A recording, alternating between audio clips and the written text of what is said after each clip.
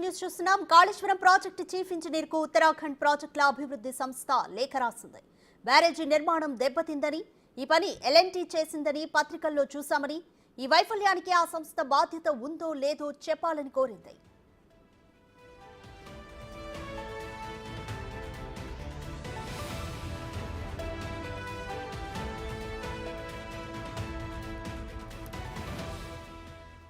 మేడిగడ్డ బ్యారేజీ వైఫల్యానికి బాధ్యులు నిర్మాణ సంస్థ ఎల్ఎన్టీనా లేక కాళేశ్వరం ప్రాజెక్ట్ ఇంజనీర్లా అనేది నిర్ధారించాల్సిన పరిస్థితి నీటిపారుదల శాఖకొచ్చింది.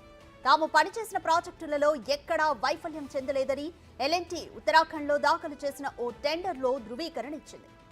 అందులో మేడిగడ్డ గురించి కూడా ప్రస్తావించింది. అయితే దీనిపై వివరణ ఇవ్వాలని ఉత్తరాఖండ్ ప్రాజెక్టుల అభివృద్ధి సంస్థ కోరింది. ఆ సంస్థకు తెలంగాణ అధికారులు ఇచ్చిన ధృవీకరణ పత్రం సరైందో కాదో తెలపాలని కోరింది.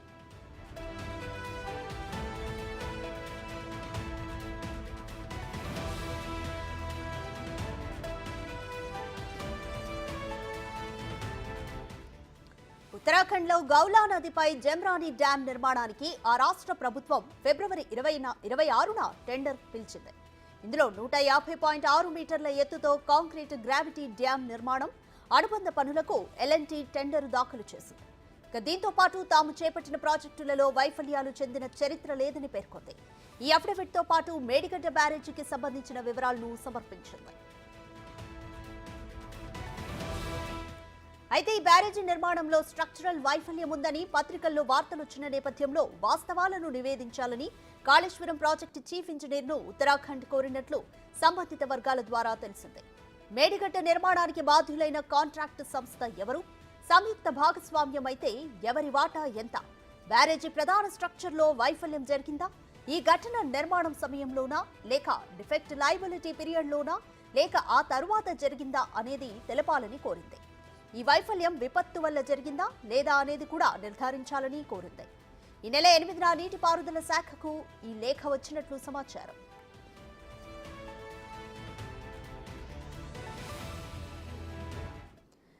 మరింత సమాచారం మా ప్రతినిధి వెంకట్ అందిస్తారు. వెంకట్, విచారణ దశలోనే ఉంది. ఒకవైపు కాళేశ్వరంపై జ్యుడిషియల్ విచారణ కొనసాగుతుంది. ఈ టైంలోనే ఎల్ఎన్టీ మాకు వైఫల్యం చెందిన చరిత్ర లేదు అంటూ ధృవీకరణ ఇవ్వడాన్ని ఎలా చూడాలి? రాధిక, కాళేశ్వరం పైన పూర్తి స్థాయిలో జ్యుడిషియల్ విచారణ ఒకవైపు కొనసాగుతుంది.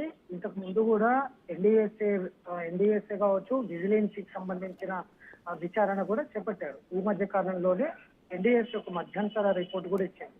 మేడిగడ్డ కాళేశ్వరం ప్రాజెక్టు కింద ఉన్న ప్రాజెక్టు మేడిగడ్డ, అన్నారం, సుందిల్ల ఈ ప్రాజెక్టులన్నీ కూడా వైఫల్యం చెందాయనేది మధ్యంతర ఉత్తర్వులు కూడా ఇచ్చింది. దాని ప్రకారంగానే ఇప్పుడు ఎన్డీఎస్ఏ రిపోర్ట్ ఆధారం ప్రకారంగానే ఇప్పుడు జ్యుడిషియల్ విచారణ కొనసాగుతోంది పూర్తి స్థాయిలో. ఇందులో కీలకంగా కొన్ని సంస్థలు, నిర్మాణ సంస్థలు ఇందులో కీలకంగా ఉన్నాయి. అందులో ఎల్ఎన్టీ సంస్థ కూడా ఒకటి ఉంది.